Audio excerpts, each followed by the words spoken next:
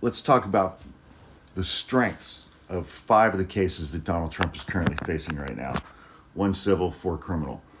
The civil case out of New York State. New York Attorney General is suing Trump and the Trump Organization for $250 million for wildly inflating assets, using those inflated documents to get loans, deflating them when it came time to pay things like property taxes.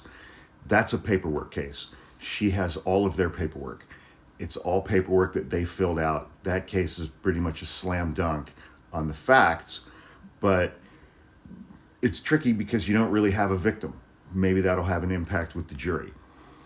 The Mar-a-Lago classified documents case is an incredibly strong case. Jack Smith has formalized a cooperation agreement with the IT guy who was involved in the conspiracy to destroy video surveillance footage. That guy is on Jack Smith's team now.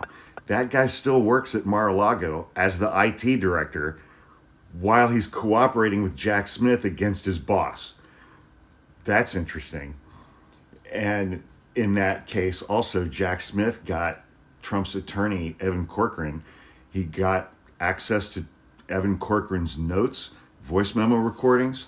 He broke through the attorney-client privilege through the crime fraud exception. That's been litigated. That's an incredibly strong case. Fonnie Willis's case out of Georgia, criminal case.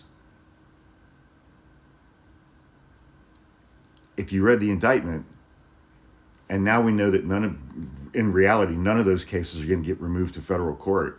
Those are state charges that can't be pardoned by a president. The lower level folks are going to start flipping like crazy. Incredibly strong case. Jack Smith's January 6th case, extremely strong case. He has thus far only indicted Donald Trump. That trial is going to happen before Election Day. It's calendared for March 4th.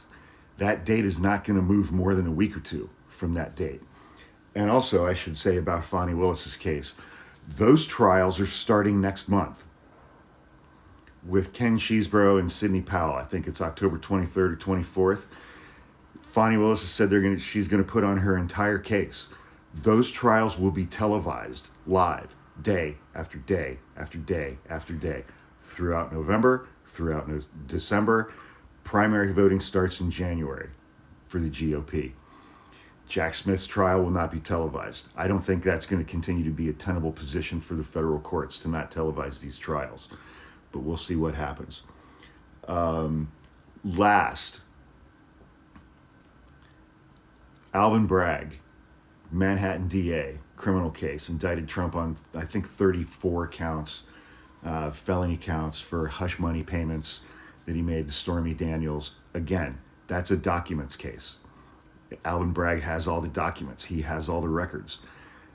There's no real contesting the facts in that case. He'll have Michael Cohen as a problematic witness in that case, who will be subject to a vigorous cross-examination. That's also in state court. I don't know if the judge in that case has made a ruling as far as whether or not that's going to be televised. But Trump's going to go 0 for 5 on these trials, man. The civil case he's going to lose. The civil case he's not even going to show up for, let alone the civil case in January for E. Jean Carroll. That's just about money. He's already been found liable for defamation on a motion for summary judgment, so I guess there are 6 that are coming up within the next 2 or 3 months. He's going to have to pay her another $5 or $10 million. He won't show up for that trial. He won't show up for the New York civil trial. He will be ordered to be present in the courtroom for every single day of these other criminal trials, except for the Georgia trials that aren't his. He won't have to be present in the courtroom for Kenneth Chesebro's trial or Sidney Powell's trial. But today's September 11th. These trials are getting underway starting October 23rd or 24th. And those first 2 trials in Georgia are going to last a couple of months. Then we roll into, around that same time is when the New York civil trial starts. Then E. Jean Carroll starts in January, right when primary voting starts.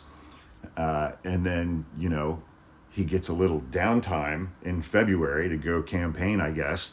But then March 4th is the January 6th trial in Washington, D.C. And he's going to be present in the courtroom every single day, sitting quietly at counsel table without his phone, watching all of his handpicked people testify against him to his face. That's going to last a couple of months. Then he's going to be a convicted felon. And then the GOP is going to be like, yeah, that's our guy. They're going to nominate a convicted felon to be president of the United States. Then he's got the Mar-a-Lago classified documents case coming up in May. That trial starts in May. Then in July is the GOP National Convention. So he could be a 2-time convicted felon before the GOP convention in January. And still, the Republican base is going to be like, yeah, that's our guy. That's our guy. Everything is about to get worse. Buckle up. It's going to be fun to watch, but it's all going to get so much worse.